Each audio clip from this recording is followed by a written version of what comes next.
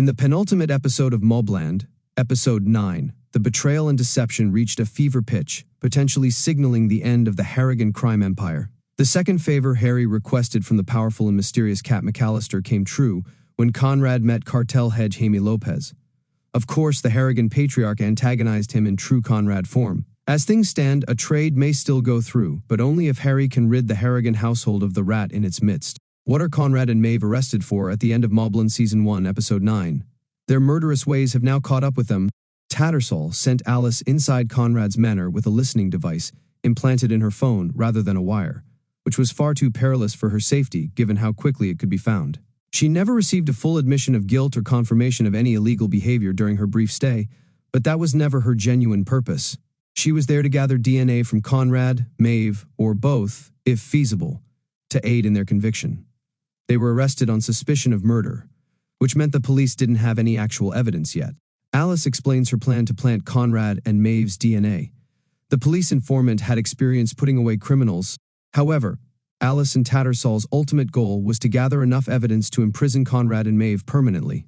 Tattersall revealed that he was aware that Alice, whose real name is clearly Nicola, had taken money on 2 occasions to help plant DNA evidence to frame people who may or may not have been criminals. The inference is that Tattersall and Alice Nicola are willing to break the rules, properly convict individuals, which is the basis of their strategy for the Harrigans.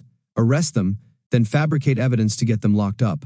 The interesting twist in that strategy is that Tattersall is collaborating directly with Richie Stevenson, who is truly pulling the strings. Richie does not want Conrad and Maeve to languish away in a jail cell. Instead, he wants Colin to get them into any kind of jail so that he may murder them himself. Richie was more than eager to work with a dishonest detective like Tattersall to get his revenge once and for all, given that Conrad and Maeve had killed his kid and wife. The song Conrad and Maeve sing at the end of MobLand Season 1, Episode 9 is the Irish folk ballad Rings of Freedom and Independence. Maeve joyfully breaks into song as they are led out of their home, and Conrad joins her shortly after.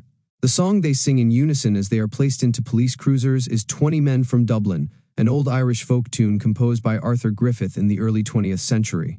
The song is about the Irish guerrilla insurrectionists who fought the British Crown during the Irish Rebellion of 1798, and it was a well-known war song in Ireland, where Maeve and Conrad grew up. For them, it's a show of defiance toward the cops. What was going on with Serafina at the dinner? Serafina Harrigan, played by Mandeep Dhillon, appeared astonished in MobLand. Serafina's confidence has been restored following her arduous encounter with Jaime Lopez, and she now serves as her father's right hand at dinner. Conrad initially asked Alice to dinner because he was wary of her motives. Maeve even directly asked him whether he thought of her as being an informant earlier in the episode, while they were in their sauna together. Serafina, not Conrad, confronts Alice to learn more about her objectives. It demonstrates her undying devotion to her father, who adores her more than any of his other children. Why did Maeve inform the police about Archie? The Harrigan matriarch is a true agent of chaos. Helen Mirren is Maeve Harrigan, holding a martini glass in MobLand.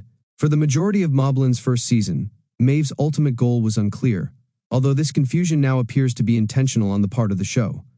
Maeve may not have a solid plan other than to cause mayhem at Conrad's feet. She is doing to jeopardize his position and destabilize him in general, which she basically admits to when they brandish sharp weapons at each other right before being detained. She told the cops about Archie since she knew it would make things worse for Conrad. Thank you for watching.